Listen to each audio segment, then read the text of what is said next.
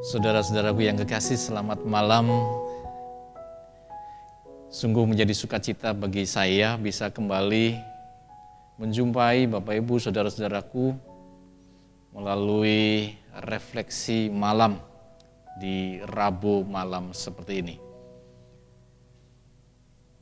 Tidak terasa, rasanya baru kemarin kita sekarang ini sudah memasuki bulan November. Hampir setiap hari kita diguyur hujan. Dan bulan November ini menjadi sebuah tanda juga bagi kita bahwa sebentar lagi kita akan masuk ke Desember dan berhadapan atau masuk kembali ke tahun yang baru. Ketika kita mengingat itu semua, rasanya kok hari-hari itu cepat sekali ya berlalu ya. Hari-hari kok begitu cepat terlalui sehingga tiba-tiba seakan-akan tiba-tiba sudah bulan November, besok bulan Desember dan berikutnya dah Januari, tahun baru. Padahal kalau kita melihat ke belakang, kita rasanya belum banyak berbuat. Belum banyak hal yang kita bisa lakukan dan belum banyak hal yang bisa kita raih.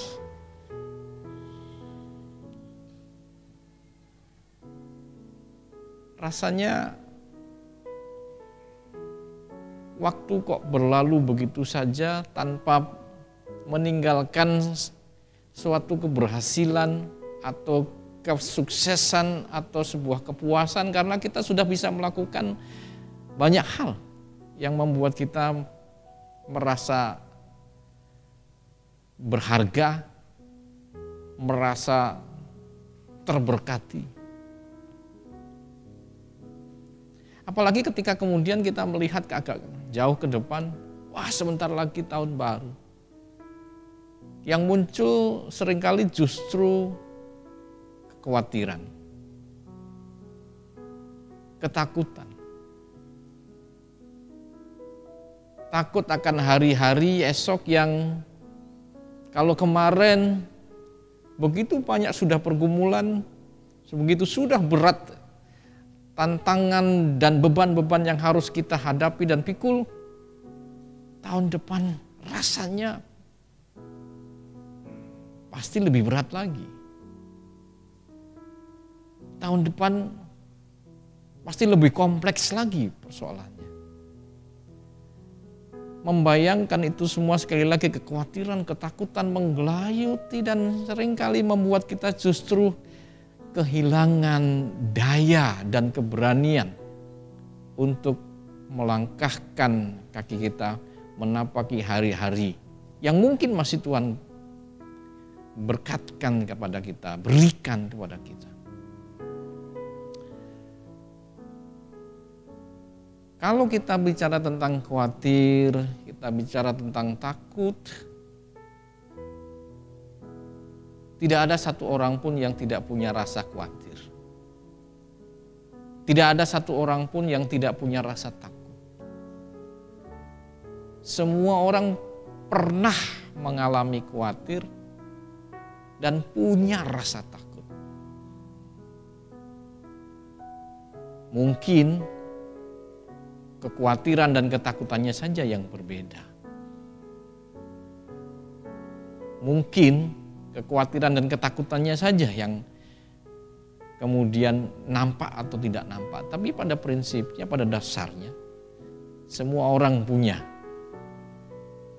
kekhawatiran dan rasa takut. Lalu apa yang sebenarnya membuat orang takut dan khawatir? Masalah apa? Sekali lagi, kalau kembali kepada apa yang membuat orang rasa takut dan khawatir,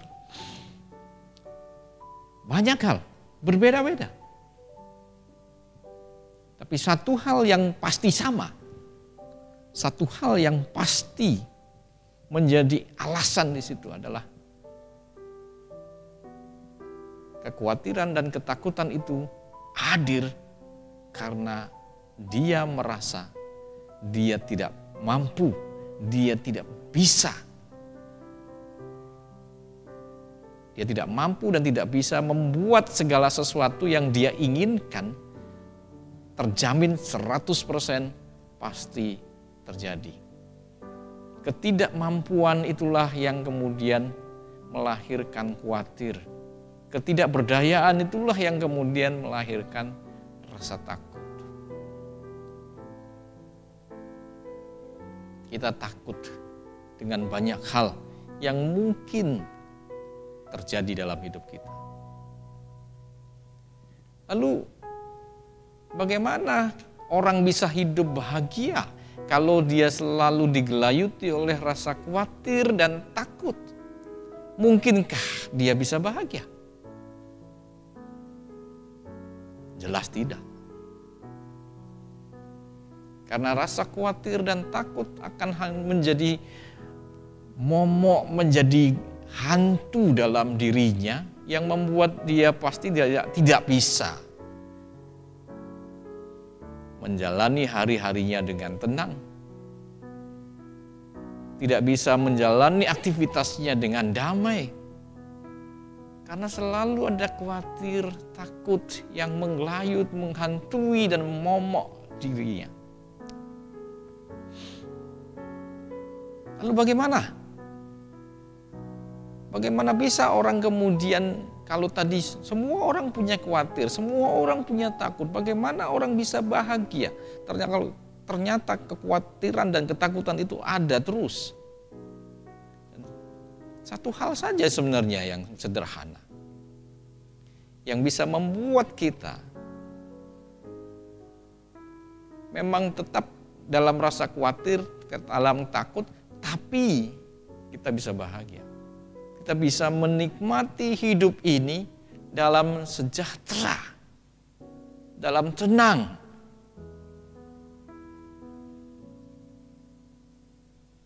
Kuncinya hanyalah Allah. Kenapa Allah? Jawabnya sederhana. Kalau kita mengandalkan diri kita, pasti tidak bisa. Karena kita tidak punya kemampuan untuk menjaminkan segala sesuatu terjadi menurut kehendak kita. Kita tidak bisa menjaminkan bahwa segala sesuatu bisa terjadi sesuai dengan kemauan kita. Baik-baik saja. Dan itulah yang juga melahirkan takut dan khawatir kita tadi kan. Tapi sebaliknya kalau kembali kepada pribadi Allah, tidak ada yang tidak bisa bagi Allah. Tidak ada yang tidak mungkin bagi Allah. Tidak ada yang tidak bisa dikendalikan Allah. Dan tidak ada satupun yang di luar kendali Allah. Dan justru itulah yang menjadi kekuatan kita. Menjadi harapan kita bahwa kekuasaan Allah, kedaulatan Allah, kemampuan Allah untuk mengatur dan mengendalikan segala sesuatu, itulah yang menjadi kekuatan kita kemudian untuk hidup, untuk menjalani hari-hari. Mungkin bagi kita semuanya itu masih gelap. Mungkin bagi kita semuanya itu tidak bisa kita kendalikan. Tetapi ketika Allah bersama dengan kita, semuanya terjawab.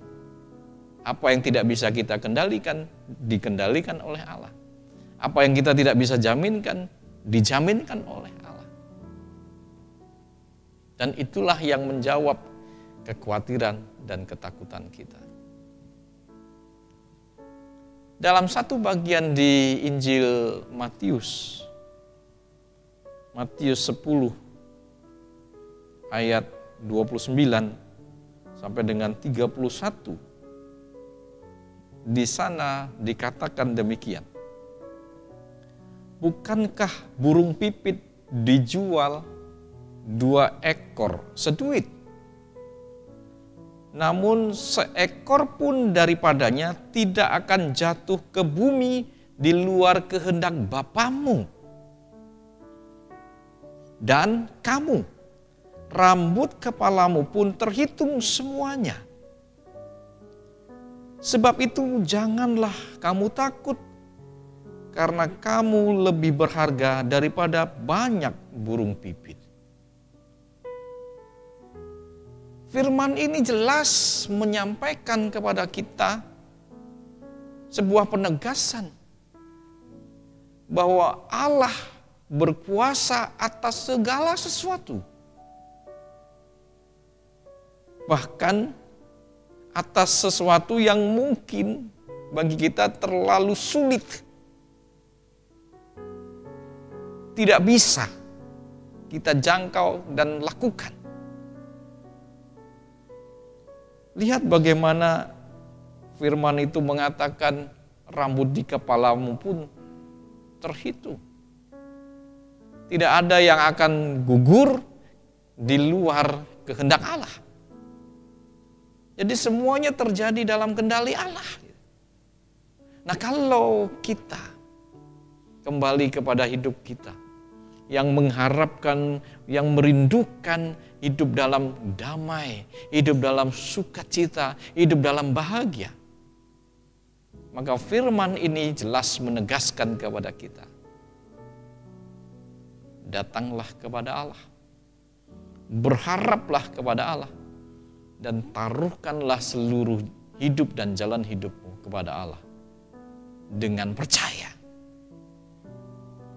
Dengan demikian, hidup kita yang tidak mampu kita kendalikan, tidak mampu kita kontrol untuk menjadi seperti apa, masa depan kita mau seperti apa, sekarang sudah dalam kontrol Allah. Allah yang memandang kita berharga, Allah yang memandang kita dengan kasih, Allah yang memandang kita sebagai anak miliknya, kesayangannya, yang ia pedulikan hidupnya. Dan ini jawaban untuk kita semua. Jadi kembali kepada hidup kita. Mungkin hari ini, mungkin saat ini, saudara-saudara punya pergumulan yang begitu berat, persoalan yang begitu sulit, bahkan tak mampu dipikirkan untuk menemukan jalan keluarnya. Mungkin saat ini ketakutan luar biasa juga menghantui dan menjadi momok kehidupan saudara. Firman ini memberikan kepada kita pengetahuan, hikmat, dan jalan keluar untuk itu semua. Datanglah kepada Allah, berserahlah kepada Allah, berjalanlah dengan harapan dan percaya kepada Allah. Maka apa yang tidak mungkin bisa saja terjadi dalam hidupmu. Apa yang menjadi beban beratmu sekarang ini akan menjadi ringan. Karena pada saat yang sama, pikiran dan hati kita dibuat menjadi tenang dan tentram. Sebab bukan lagi kuasa kita yang kita andalkan untuk menyelesaikan pergumulan-pergumulan itu, tapi kuasa dan kasih Allah yang menjangkau semuanya, yang baginya tidak ada kebuntuan, tidak ada masalah yang tidak bisa selesai. Pada saat itulah, meski kita masih diwarnai dengan rupa-rupa pergumulan, dengan rupa-rupa masalah, jalan kita menjadi mantap, jalan kita menjadi lebih ringan, sebab kita berjalan dengan menyerahkan segala sesuatunya dalam kuasa Allah. Kita menjalani hidup kita dengan percaya dan yakin bahwa apa yang ada sekarang kita hadapi dan kita pikul, dan apa yang akan ada di depan yang kita sampai sekarang belum tahu dan tidak tahu, semuanya akan diselesaikan bersama dengan Allah. Sesuai dengan firman ini, maka pesan untuk kita semua, nasihat untuk kita semua, panggilan untuk kita semua, jangan takut. Sebab engkau, saya, kita semua berharga di mata Tuhan.